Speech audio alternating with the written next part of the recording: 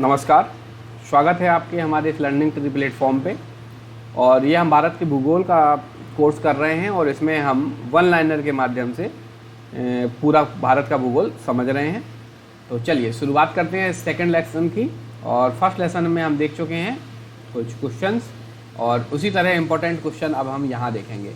भारतीय उपमहाद्वीप मूलतः एक विशाल भूखंड का भाग है जिसे कहते हैं, भारतीय उपमहाद्वीप मूलतः एक विशाल भूखंड का भाग है जिसे क्या कहते हैं, जिसको कहते हैं गोंडवाना लैंड। क्या कहते हैं? गोंडवाना लैंड। भारत विभाजित है 4 प्राकृतिक प्रदेशों में। भारत 4 प्राकृतिक प्रदेशों में विभाजित है। कौन कौन से 4 प्राकृतिक प्रदेश हैं अभी हम अगले क्वेश्चन में देखेंगे। उत्तराखंड में पाताल तोड़ कुएं पाए जाते हैं। ठीक है, तो पाताल तोड़ कुएं उत्तराखंड में कहाँ पाए जाते हैं? तो उत्तराखंड में पाताल तोड़ कुएं पाए जाते हैं तराई क्षेत्र में। कहाँ पाए जाते हैं? तराई क्षेत्र में पाए जाते हैं पाताल तोड़ कुएं। ठीक है, बढ़ते हैं आगे। अगला क्वेश्चन क्या कहता है आपका? अगला क्वेश्चन कहता है यदि हिमालय पर्वत श्रेणियां नहीं होती, अगर हमारे हिमालय पर्वत श्रेणियां नहीं होती तो भारत में कैसी भौगोलिक प्रभाव पड़ता, कैसी जलवायु स्थिति होती? तो देश के अधिकांश भाग में साइबेरिया से आने वाली ठंडी पवनें जो हैं उनका अनुभव होता।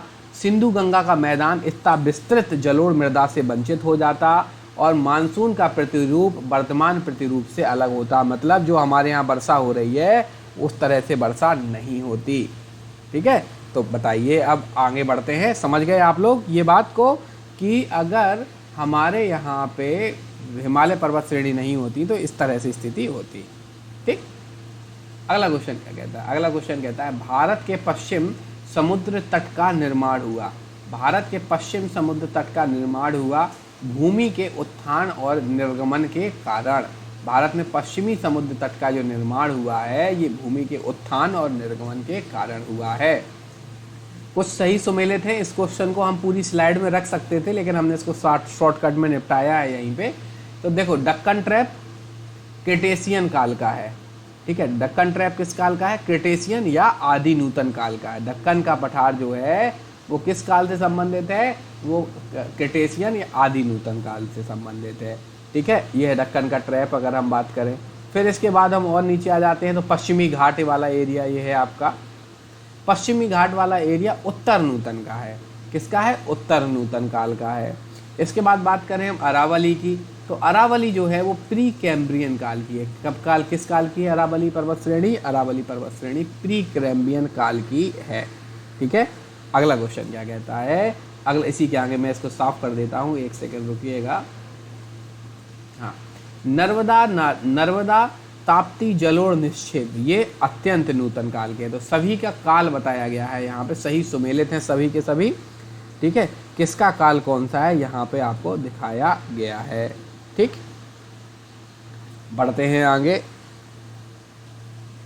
अगला क्वेश्चन हमारा कहता है केरल का कुट्टनाड या कुट्टानाडु प्रसिद्ध है। केरल का कुट्टानाड या कट्टानाडु किस लिए प्रसिद्ध है? ये भारत के न्यूनतम ऊंचाई वाले क्षेत्र के रूप में इसे केरल का धान का कटोरा कहा जाता है। किसको? केरल का कुट्टानाड और कट्टानाडु को क्या कहा जाता है? इसे केरल का धान का कटोरा कहा जाता है। वर्ल्ड फूड ऑर्गेनाइजेशन के द्वारा इसे वैश्विक महत्वपूर्ण कृषि विरासत प्रणाली घोषित किया गया है। ठीक है, अगला क्वेश्चन क्या कहता है? हिमालय की रचना समानांतर वाले श्रेणियों में हुई है जिसमें प्राचीनतम श्रेणी है। तो किसकी है प्राचीनतम श्रेणी? बृहत हिमालय श्रेणी।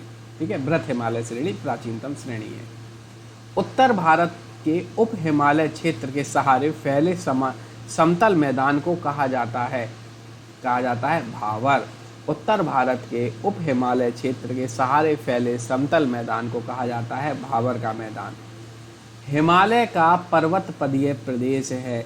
हिमालय का पर्वतपदीय प्रदेश है शिवालिक। क्या है? शिवालिक है हिमालय का पर्वतपदीय प्रदेश। अगला क्वेश्चन क्या कहता है आपका? अगला क्वेश्चन कहता है दक्षिण भारत की सबसे ऊंची चोटी है। दक्षिण भारत की सबसे ऊंची चोटी है अन्नामुडी। ठीक है, अन्नामुडी है सबसे ऊंची चोटी। और इसके बाद नंबर 1 पे ये, नंबर 2 पे है दोदाबेटा। भारतीय प्रायद्वीप की सबसे ऊंची चोटी है वही अनाईमुडी। दोनों बातें सेम है, बस भाषा अलग है। नर्मदा एवं ताप्ती नदियों के मध्य स्थित है। नर्मदा नदी आपकी ऐसे बह रही है और ये बीच में पर्वत श्रेणी है और यहाँ ताप्ती है, तो ये सतपुड़ा पर्वत श्रेणी है। कौन सी है? सतपुड़ा पर्वत श्रेणी। अगर हम बात करें नर्मदा नदी तो कहाँ से निकलती है? तो अमरकंटक से निकलती है। उत्तर से शुरू होकर दक्षिण की ओर पहाड़ियों का सही क्रम लगाएं। उत्तर से शुरू होकर दक्षिण तक सही क्रम लगाना है आपको उत्तर से। तो सबसे पहले आएगी नल्ला मलाई, ठीक है, फिर जवादी की पहाड़ियाँ यहाँ पे, फिर नीलगिरी पहाड़ियाँ, ठीक है, फिर अन्नामलाई की पहाड़ी, इस तरह से आएगा। ठीक है, तो दोदा बेटा कहाँ का है? दोदा बेटा जो सेकंड नंबर पे थी श्रेणी वो आपकी नीलगिरी की है। ठीक, अनाईमुडी आपकी अन्नामलाई पहाड़ी की है। अगला क्वेश्चन क्या कहता है? पूर्वी घाट और पश्चिमी घाट मिलते हैं, कहाँ पे मिलते हैं? नीलगिरी पहाड़ियों में। पूर्वी घाट और पश्चिमी घाट कहाँ मिलते हैं? नीलगिरी की पहाड़ियों में मिलते हैं दोनों। इंपॉर्टेंट क्वेश्चन है। देखो वन लाइनर है, आप इसको कम इंपॉर्टेंट मत समझिएगा। Mostly UP PCS, UP SSS अच्छे परीक्षाओं में पूछे गए क्वेश्चन हैं। ठीक है, कर्नाटक, केरल एवं तमिलनाडु राज्य के मिलन स्थल पर स्थित है। कर्नाटक, केरल और तमिलनाडु राज्य के मिलन स्थल पर स्थित है नीलगिरी पहाड़ियाँ। कौन सी स्थित है? नीलगिरी की पहाड़ियाँ स्थित है। ठीक, कि कर्नाटक, केरल एवं तमिलनाडु राज्य के मिलन स्थल पर स्थित है नीलगिरी की पहाड़ियाँ। नीलगिरी पर्वत स्थित है कहाँ पर है? केरल में, कर्नाटक में, तमिलनाडु राज्य में। ठीक है, कल ही मैंने ये क्वेश्चन कराया है जहाँ पे मैं पढ़ाता हूँ, मोस्टली बच्चों ने गलत आंसर दिया था। इसमें मैंने एक ऑप्शन आंध्र प्रदेश भी रखा था। ठीक है, तो इस वजह से बच्चों ने आंध्र प्रदेश को भी शामिल कर लिया, आंध्र प्रदेश नहीं है। भारतीय समुद्र शास्त्रियों ने अरब सागर के तल में बम्बई से पश्चिम दक्षिण पश्चिम में लगभग 455 किलोमीटर दूर एक नए 1505 मीटर ऊंचे पर्वत की खोज की है। इस पर्वत का नाम रखा गया है, क्या रखा गया है? इस पर्वत का नाम रखा गया है रमन सागर पर्वत। भारतीय समुद्र शास्त्रियों ने अरब सागर में, आपको मालूम है ये बंगाल की खाड़ी है, ये अरब सागर है, अरब सागर का मुंबई की बात कर दी है, तो मुंबई के पश्चिम दक्षिण पश्चिम में, तो मतलब मुंबई से इस तरफ यहाँ पे की है लगभग 445 किलोमीटर दूर पर्वत के खोज, जिसका नाम रमन सागर रखा गया है। अगला क्वेश्चन है अरावली, सतपुड़ा, अजंता, सह्याद्री पर्वत श्रेणियों में से वह जो केवल एक ही राज्य में विस्तृत है। तो अजंता पर्वत श्रेणी केवल और केवल महाराष्ट्र में विस्तृत है। महाराष्ट्र, कर्नाटक एवं गोवा के पश्चिमी घाट कहलाते हैं, ये सह्याद्री कहलाते हैं। क्या कहलाते हैं? सह्याद्री। महाराष्ट्र, कर्नाटक एवं गोवा में पश्चिमी घाट कहलाते हैं सह्याद्री। पहाड़ियों का दक्षिण से उत्तर की ओर बढ़ने का सही क्रम, दक्षिण से उत्तर की ओर, तो सबसे पहले सतमाला की पहाड़ी, ठीक है, फिर आपकी पीर पंजाल श्रेणी, फिर आपकी नागा पहाड़ी, फिर आपकी कैमूर की पहाड़ियाँ। ठीक है, तो इस तरह से है सतमाला, पीर पंजाल, आपकी नाग टिब्बा या नाग पहाड़ी और कैमूर की पहाड़ी थी। कार्डमम पहाड़ी या जिन राज्यों की सीमा पर स्थित है, कार्डमम पहाड़ी किन राज्यों की सीमा पर स्थित है? तो ये है आपका दक्षिण भारत, ये केरल और ये आपका तमिलनाडु, तो इसकी सीमा पर है कार्डमम की पहाड़ियाँ। ठीक है, याद रखना कार्डमम पहाड़ी किन राज्यों? केरल और तमिलनाडु की सीमा पर स्थित है। शेवराय पहाड़ियाँ अवस्थित हैं, कहाँ पे हैं स्थित शेवराय पहाड़ियाँ? तमिलनाडु में अवस्थित है, शेवराय पहाड़ियाँ तमिलनाडु में स्थित है। बालाघाट श्रेणी, हरिश्चंद्र श्रेणी, मांडव पहाड़ी तथा सतमाला पहाड़ियों में से महाराष्ट्र में स्थित नहीं है। मांडव पहाड़ी महाराष्ट्र में स्थित नहीं है। तो महाराष्ट्र में कौन कौन सी स्थित हैं? बालाघाट श्रेणी है, हरिश्चंद्र श्रेणी है आपकी, ठीक है, सतमाला श्रेणी है आपकी, ठीक है, 3 पर्वत श्रेणी, बालाघाट, हरिश्चंद्र, सतमाला श्रेणी कहाँ पे किस राज्य में स्थित है? महाराष्ट्र में स्थित है। ठीक है, महादेव पहाड़ियाँ भाग है किसका? सतपुड़ा पर्वत श्रेणी का। महादेव पहाड़ियाँ किसका भाग है? सतपुड़ा पर्वत श्रेणी का भाग है। धूपगढ़ चोटी स्थित है, धूपगढ़ चोटी कहाँ स्थित है? सतपुड़ा रेंज में स्थित है। धूपगढ़ चोटी कहाँ स्थित है? सतपुड़ा रेंज में स्थित है धूपगढ़ चोटी। अगला क्वेश्चन है रामगिरी की पहाड़ियाँ भाग है। रामगिरी की पहाड़ियाँ भाग है, किसका भाग है? पूर्वी घाट या महेंद्र पर्वत का। रामगिरी की पहाड़ियाँ भाग है पूर्वी घाट या महेंद्रगिरी पर्वत का। ठीक है, अगला क्वेश्चन है आपका जो कहता है माउंट एवरेस्ट स्थित है। माउंट एवरेस्ट स्थित है, कहाँ पे माउंट एवरेस्ट स्थित है? माउंट एवरेस्ट आपका स्थित है नेपाल में। कहाँ पे? नेपाल में स्थित है माउंट एवरेस्ट। सबसे ऊंचा पर्वत शिखर माउंट एवरेस्ट है, ये बात आप जानते ही हैं। प्रथम भारतीय नारी जो एवरेस्ट शिखर पर चढ़ने में सफल हुई थी, तो ये है बछेंद्री पाल प्रथम भारतीय नारी जो एवरेस्ट शिखर पर चढ़ने में सफल हुई। माउंट एवरेस्ट शिखर पर चढ़ने वाली पहली महिला जुको तबोई। क्या नाम है? जुको तबोई, इंपॉर्टेंट है, ठीक है। 2 बार माउंट एवरेस्ट पर विजय प्राप्त करने वाली महिला पर्वतारोही कौन है? तो संतोष यादव 2 बार माउंट एवरेस्ट पर विजय प्राप्त करने वाली महिला। एवरेस्ट पर चढ़ने वाली दूसरी भारतीय महिला कौन है? तो एवरेस्ट पर चढ़ने वाली दूसरी भारतीय महिला संतोष यादव।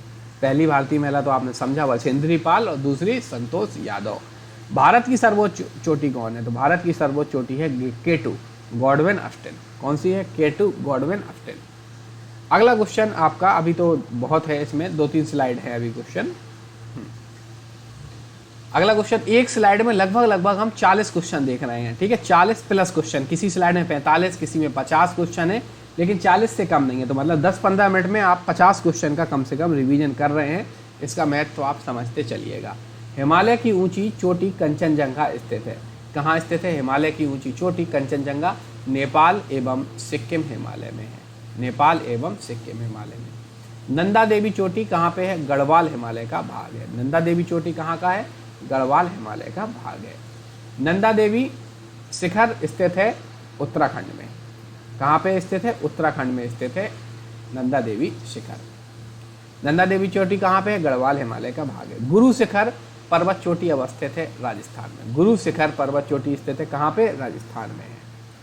अरावली का उच्चतम शिखर है, अरावली पर्वत श्रेणी का उच्चतम शिखर है गुरु शिखर, ठीक है, याद रखिएगा। हिमालय की अगर बात करें अरावली श्रेणी कहाँ तक फैली है, तो ये गुजरात, राजस्थान में मुख्य रूप से, हरियाणा का छोटा सा हिस्सा दिल्ली तक, ठीक है, इतने राज्यों में फैली है। हिमालय की चोटियों का पूर्व से पश्चिम की दिशा में सही उत्तर लगाना है। पूर्व ये है, पश्चिम ये है, ठीक है। तो सबसे पहले अरुणाचल प्रदेश से शुरुआत करते हैं। नामचा बरवा, फिर सिक्किम कंचनजंगा, फिर माउंट एवरेस्ट आपका नेपाल में, ठीक है, और फिर नंदा देवी उत्तराखंड में। तो Namcha Barwa, Kanchenjunga, Mount Everest, Nanda Devi is right answer. Gosainthan, Kamet, Nanda Devi, Trishul पर्वत शिखरों में से भारत में स्थित पर्वत शिखर नहीं है। तो भारत में नहीं है। गोसाई थान नेपाल में है आपका, ठीक है, और नंदा देवी, कामेत, त्रिशूल पर्वत ये सभी भारत में है। कुल्लू घाटी किस पर्वत श्रेणी पर अवस्थित है? तो ये धौलाधर तथा पीर पंजाल पर्वत श्रेणी। कुल्लू घाटी किस पर्वत श्रेणी पर स्थित है? तो ये है आपका धौलाधर तथा पीर पंजाल, ठीक। धन्यवाद, मिलते हैं अगले लेसन में। तो आप इस चैनल को सब्सक्राइब कर दीजिएगा, वीडियो को लाइक कर दीजिएगा, आप वीडियो में कमेंट कर दीजिएगा। बहुत बहुत धन्यवाद आप सभी का। मिलते हैं आपसे अगले लेसन में। Thank you.